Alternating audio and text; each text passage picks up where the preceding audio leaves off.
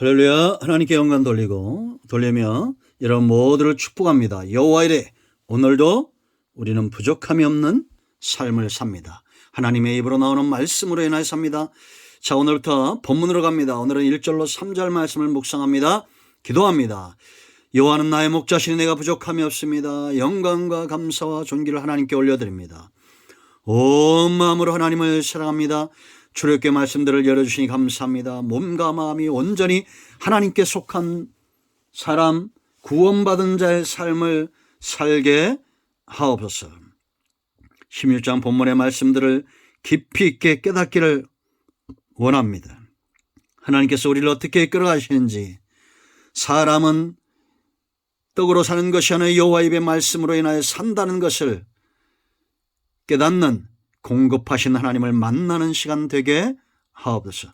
종을 낮추시고 겸손하게 하시고 오직 말씀의 도구만 되기를 원합니다. 오늘도 말씀하실 하나님을 찬양합니다. 예수님의 이름으로 사모하며 기도합니다. 아멘.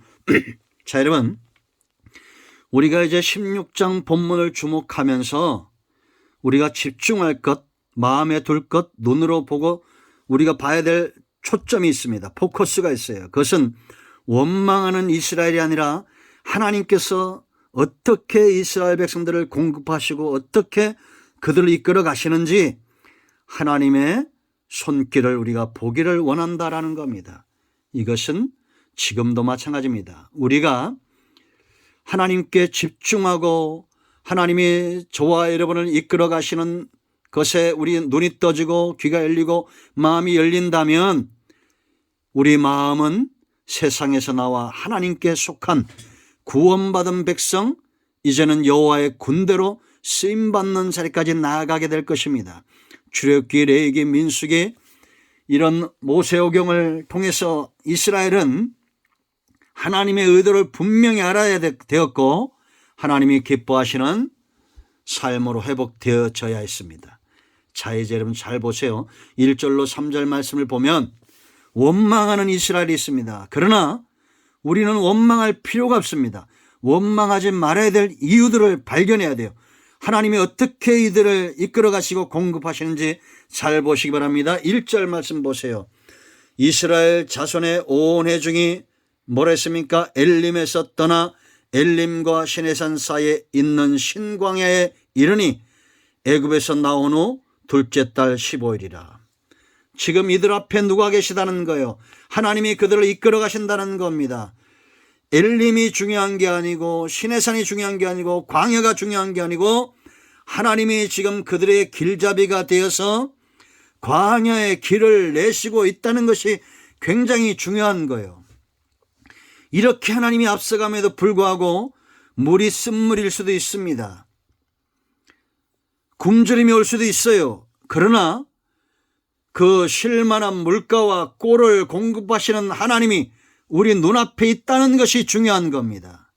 여러분, 어려움이 없이 아무 수고도 없이 노력도 없이 어느 날 갑자기 돈벼락을 맞는 사람들이 있습니까? 아니잖아요.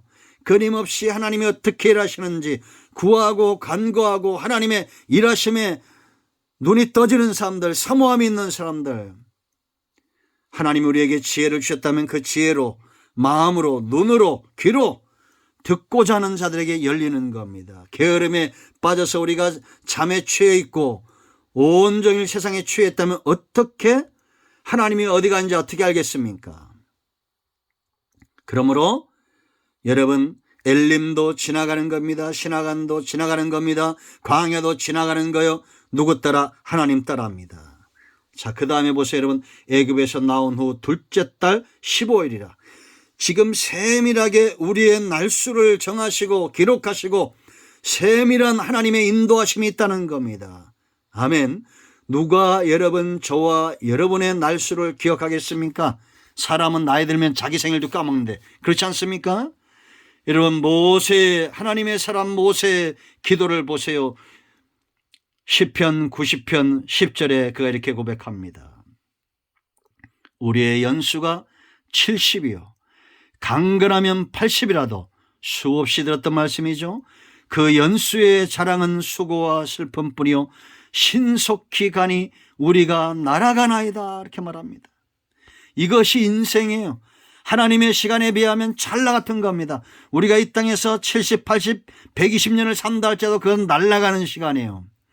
앞으로 저와 여러분에게 남아있는 시간은 지나온 시간만큼 짧은 시간들입니다. 과거는 짧게 느껴지죠.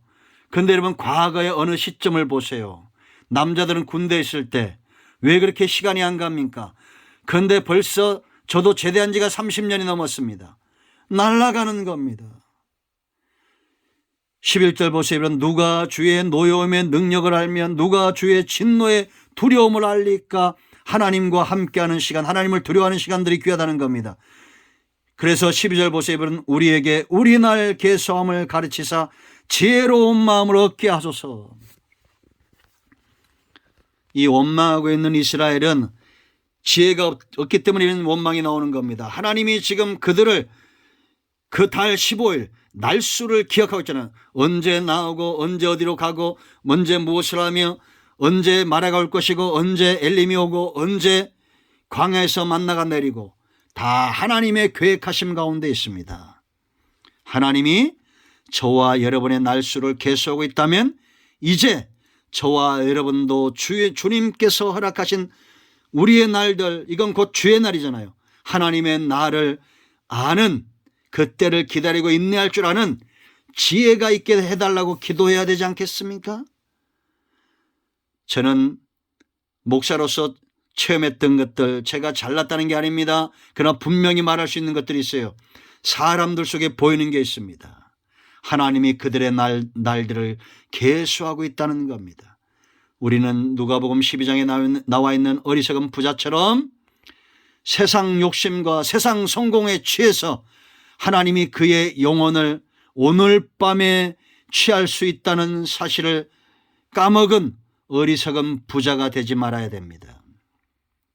자, 2절 보세요, 여러분. 하나님이 공급하신 손길 찾아내세요. 이스라엘 자손 온 회중이 그 광야에서 모세와 아론을 원망하여, 광야에 모세가 있잖아요. 아론이 있잖아요. 광야가 온다고 여러분 모세와 아론이 도망갔습니까? 하나님의 사람들이 여전히 그들과 함께 했습니다. 하나님이 모세를 통해서 했던 그 놀라운 기적들은 잊어버린 겁니까? 그건 그냥 과거의 영광일 뿐이에요. 모세와 아론이 있다는 것은 하나님이 그 백성들 가운데 함께 있다는 겁니다. 그러므로 성도는 하나님을 사랑하는 기뻐하는 자들, 주의 성도들과 어울려야 됩니다. 두 사람 세 사람 어울려야 돼요. 성령의 역사는 취하는 것입니다. 술 취하듯이 우리가 성령에 취하는 거예요. 마귀의 역사도 우리를 미혹합니다. 이거는 마치 누룩처럼 번집니다. 그래서 우리가 세상적인 사람, 죄에 빠져 있는 사람들과 어울리면 그 죄가 우리를 집어삼키도록 문을 여는 것과 똑같은 거예요. 우리는 복음으로 무장하고 성령으로 무장해서 내가 만나는 모든 사람들을 변화시키는 복음과 성령의 도구가 되어야 됩니다. 아멘. 여러분, 은혜의 흐름을 주목하세요. 하나님의 능력의 손길이 어떻게 움직이고 있는가에 온 힘을 다하고 집중하세요. 지금도 하나님은 모세와 아론 같은 사람들을 통해서 은혜의 흐름을 흘려보내고 하나님의 능력의 손으로 일하고 있다는 것입니다. 자, 3절 보세요, 여러분. 일하시는 하나님입니다. 이스라엘 자손이 그들에게 이르되 우리가 애굽 땅에서 고기 가마 곁에 앉아있던 때와 떡을 배불리 먹던 때에 여호와의 손에 죽었더라면 좋았을 것을 이렇게 말합니다. 원망하죠. 여러분 주목해 보세요.